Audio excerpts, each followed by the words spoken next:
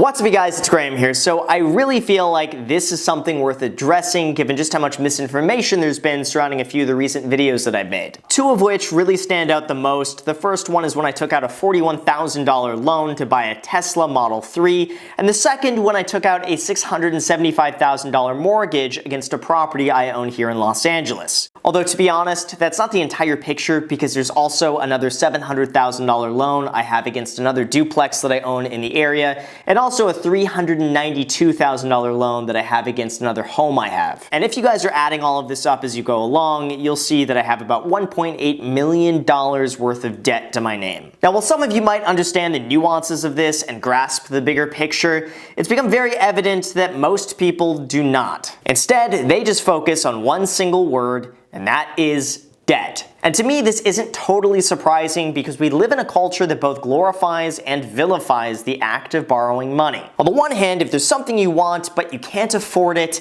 it doesn't matter because you can finance it. Like that Hawaiian vacation you've always wanted to go on. It doesn't matter if you can't afford the $10,000 price tag when you can just pay $193 per month for 10 years instead. Like those Gucci shoes that you like and really want to buy. Who has $790 when you can just pay $15 per month for 22 months. And after a while, it becomes very easy just to get desensitized to the price tag of an item, because as long as you could just afford to make the monthly payment, you can get the instant gratification of buying pretty much whatever you want that was just previously out of reach. And who cares, right? Like, you should live while you can and always just figure it out later. But with that comes some very scary consequences. Consumer debt recently reached an all-time high of $4 trillion.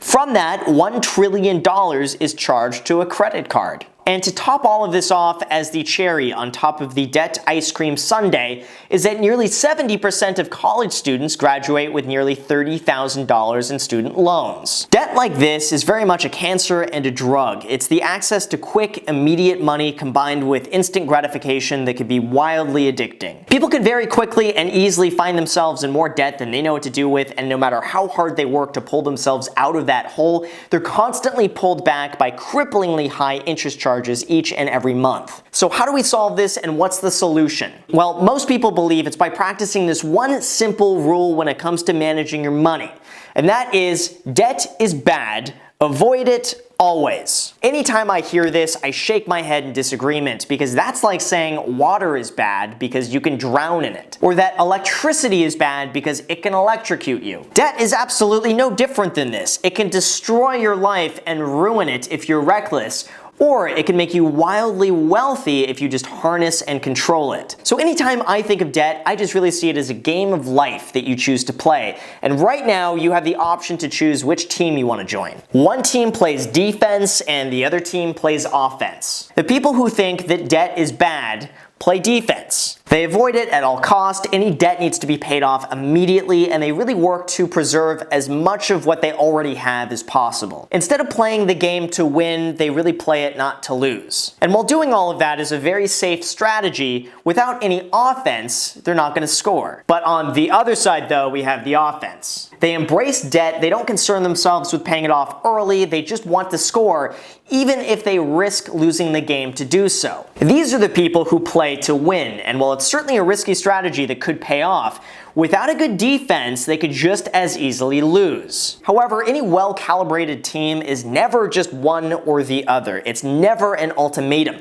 And no one team just plays offense or just plays defense. Instead, the best teams in the world find the ideal strategy of combining both into a winning formula, and the same thing can also be said about debt. To me, this is what the winning combination is. If the debt cannot make you money, avoid it always. Then, if buying something will not make you more money, then avoid buying it unless you can afford it outright. On the other hand, if debt will make you more money, do it sometimes. And if buying something will make you more money, then finance it sometimes. Here's what I mean by that. Just like we embrace using electricity in our day-to-day lives, we still avoid putting our finger in the electrical socket. Buying something on a credit card because you couldn't otherwise afford it is just like sticking your finger in the electrical outlet. On the other hand, using a credit card to buy something, even though you could afford to buy it outright, but you want to get the points instead, is much like running electricity to a light bulb. Like buying a Tesla Model 3 with 0% down because you don't have any money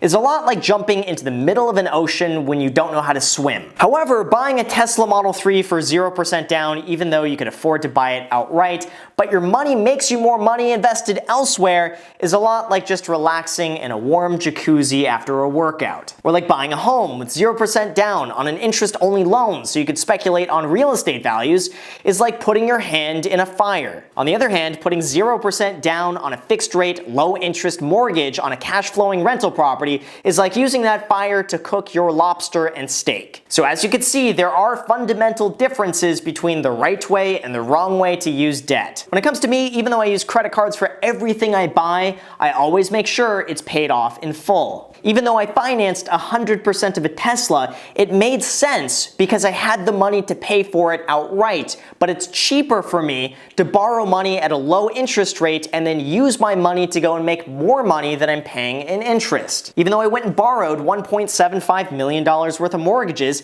that's worth more to me not paid off than it is for me to pay it off. And the strategy behind all of this is very simple. It's just leverage. It's the act of going and borrowing money at a cheap interest rate so you can go and invest it and get a higher interest rate, and then you profit the difference. That's what so many people didn't understand when they saw that I took out $675,000 worth of a mortgage on a property, and that's all they focused on. They just saw you owe $675,000 to the bank. And let me break this down because here's a very simple way of putting it. If I offered you a $100,000 loan right now with no interest, would you take it? So I think the answer for everybody is yes, always. Because even if you went and put that $100,000 in a savings account, you can earn $2,200 a year with absolutely zero risk. Sure, this is still debt, it still needs to be paid back, this is still a loan, but that's not what we focus on. Remember, we're on team offense here. We're playing to win that 2.2% interest. Playing defense would have never taken that money to begin with, and by doing that, they missed out on some really big scores. Okay, but that's an easy one. Everyone would take 0% interest, but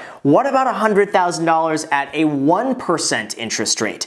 Would you still take it? The answer is yes. Still yes, you would always take it, because even if you just took that $100,000 and you made 2.2% in a savings account, even though you pay 1% in interest, that still means you make 1.2% annually for no risk whatsoever. Okay, so now we're getting somewhere. But what about a $100,000 loan at a 3% interest rate? This is where the offense and the defense strategy really comes into play. Because if you play the game by putting that money in a savings account earning 2.2%, you lose. However, if you use that $100,000 to go and buy a rental property that makes you a 6% return, you win and you profit 3%, even though you have debt. But now let's take it up a notch. What about a $100,000 loan at 7%? This is where the defense side starts working in your favor because we're starting to get pretty close to sticking your finger in the electrical outlet. This is the point where you need the knowledge and the self-awareness to ask yourself, at what point does borrowing money become too expensive and not worth the risk? Like for me, the offensive strategy of holding $1.8 million in debt is much like the good debt that was used in our hypothetical example of borrowing $100,000 at a 1% interest rate. Just consider this. Even though I pay a 3.75% interest rate, that interest is a write-off against the rental income that property generates, which means that after tax write-offs, it brings it down to a net effective cost of 2.44%. Now also, because that debt is held for 30 years, the cost of that debt is actually reduced each and every year thanks to inflation. Now the Fed tries to hold the inflation at about 2% annually, which means that $1 million worth of debt in 2018 is really worth more like $980,000 worth of debt in 2019. And this is really good news when it comes to paying down long-term loans. Even though I'm paying 2.44% interest after tax write-offs, it's effectively reduced by another 2% with inflation, which means that net I'm paying about 0.44% in interest on a 30-year mortgage after tax write-offs and inflation. I can easily make more by investing my money anywhere else and keeping the loan than I can paying down the loan just to save an extra 0.44% in interest. Like I said, this is really the difference between playing a very strategic offense versus playing an overly conservative defense. The same thing also applies in a cash out refinance where the bank increases my loan by $230,000. What so many people fail to realize is that even though I owe $230,000 more, they gave me back $230,000 that I have sitting in my bank account. Here's another example. Let's just say you have a $100 bill, but this is $100 you cannot spend.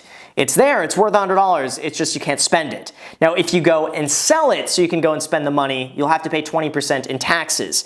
So your $100 is really only worth $80 if you go and sell it so you can go and spend it. So the solution to this is by finding someone who says, you know what, I will lend you $100 that you can go and spend, just pay me back. So in that circumstance, even though you owe that person $100 and you still have to pay them back, you have $100 available that you can use to pay them back at any time. Now, not only that, but because the $100 you received was technically a loan, you don't owe any taxes on that. That right there is the art of real estate investing in a nutshell. I might have $1.75 million worth of mortgages, but that doesn't mean that I couldn't afford to pay a few of those off right now in cash if I really wanted to. That is the differentiation between having good debt and having bad debt. I don't take out loans to speculate on real estate values. I don't spend that loaned money on anything that doesn't make me more money. I don't take out any loans that a bank can randomly just call one day if the values decline. I also don't take out any loans I couldn't already afford if the property sits empty,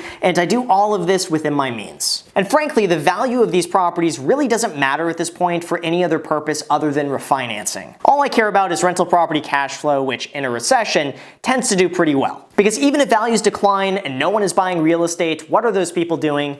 They're renting instead, which is good for me. And the point I really just want to hammer in on this video is just this: debt is not always bad. If you have the education, the self-control, and the persistence to make smart, educated risks, then borrowing money could be like playing a very good game of offense. But if you waste it, you abuse it, and you get caught up in the cycle of just buying useless, consumable crap, then it will burn you. Don't be reckless, don't be greedy, and don't ever over-leverage. Play it safe, take it slow, continue learning, and pretty soon you're gonna be $1 million richer by smashing the like button if you haven't done that already. So with that said, you guys, thank you so much for watching. I really appreciate it. And for real though, smashing the like button does really help out the YouTube algorithm. So if you wouldn't mind doing that, that would be great. Also, if you made it to the very end, you like videos like this, make sure to subscribe, and also feel free to add me on Instagram. I post it pretty much daily, so if you want to be a part of it there, feel free to add me there. Thank you again for watching, and until next time.